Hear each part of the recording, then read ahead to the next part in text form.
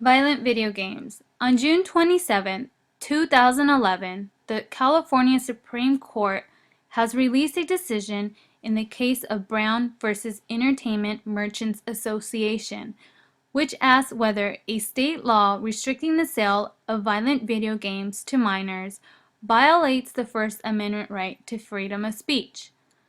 The court found there is no compelling evidence to state that video games are more damaging to children than other forms of media, such as television and music.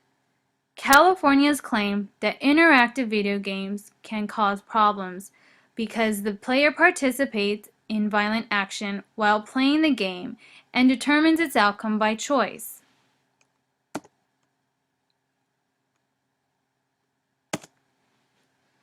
California's law tried to prove that the action of violent video games played by the minor that include killing, maiming, dismembering, and sexually assaulting an image of a human being may cause harm to young children's minds and may cause minors to act aggressively and engage in violent activity.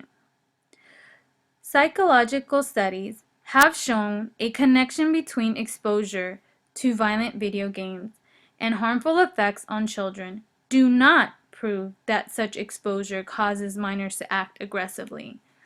Any demonstrated effects are both small and indistinguishable from effects produced by other media.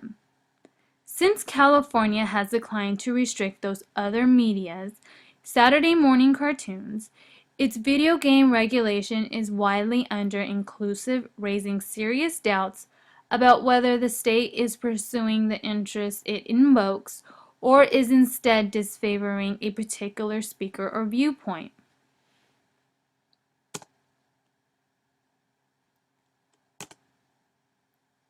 The debate about violent video games and its effect on kids has gone back to the 1980s and only progressed in the 90s. The debate is now raising a bigger issue because of children's actions these days, just like the incident with Columbine, when two boys went on a shooting rampage at their high school that murdered 13 teenagers and wounding 23 before killing themselves. Did violent video games give them the idea? Nothing is for certain as to why they did what they did, but we do know that they both enjoyed playing the shoot-'em-up video game Doom, which is a game that is licensed by the U.S. military to kill.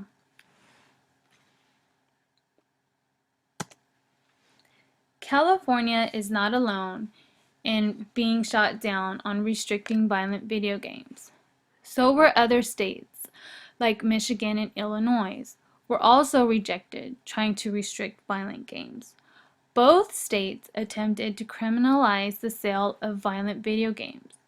However, they both failed because the video game industry is protected under the First Amendment rights of freedom of speech, which clearly states that people have the right to speak clearly without censorship and freedom of expression. In which case, the video game industry definitely was quick to point out in every court case. California has a long shot in getting this new law passed, but California thought they would try once again and bringing it to the Supreme Court with the support of the legislator and then Governor Schwarzenegger. The California law that prohibited the sale of violent video games was ruled unconstitutional by the courts in California. The Supreme Court agreed to hear California's appeal and the state's final attempt to get their new law passed. California wanted it to be a crime to sell violent video games to children if caught selling the violent video games to minors. California wanted the merchant to be charged with thousands of dollars in fines and possible jail time. Most merchants are in fact selling these games to kids well under age and not mature enough to purchase these violent video games that have raised such an uproar. The court sympathized with California's argument, but again, the video game industry is protected under the First Amendment rights of freedom of expression.